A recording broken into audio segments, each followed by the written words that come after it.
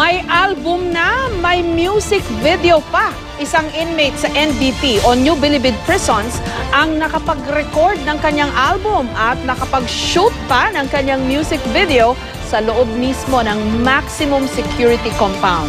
Only in the Philippines talaga. Pinagpapaliwanag na ng NBI o ng National Bureau of Investigation ang ilang opisyal at empleyado ng NBP kaugnay nito at kung bakit nakalusot ang mga kontrabando sa loob ng bilangguan. May report si Mariz Umali.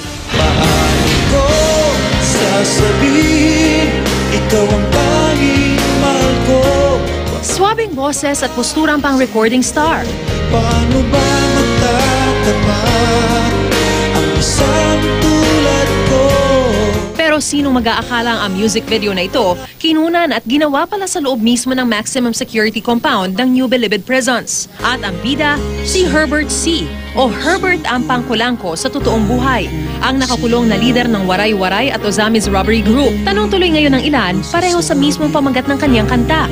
Paano yon? Paano raw nagkaroon ng recording studio sa loob ng Bilibid? Nitong Lunes, kabilang ang ala recording studio na kubol ni Herbert C.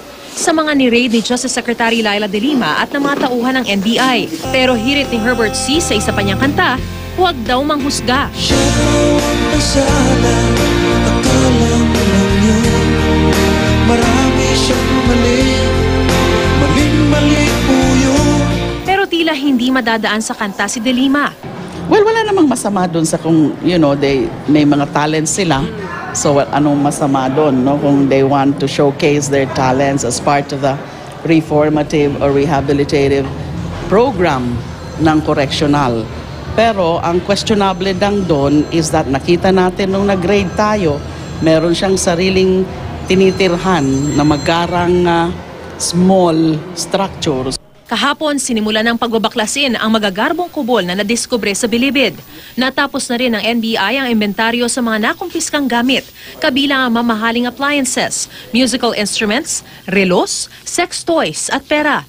Pinoproseso na rin ng NBI ang mga nakumpiskang mga ATM, smartphone, SIM card at mga resibo para malaman kung sino-sino raw ang mga kausap at katransaksyon ng mga inmates sa labas ng Bilibid. At bukod sa 19 na high-profile inmate na namuhay umano ng marangya sa loob ng Bilibid, may ibang inmate pa raw na iniimbestigahan.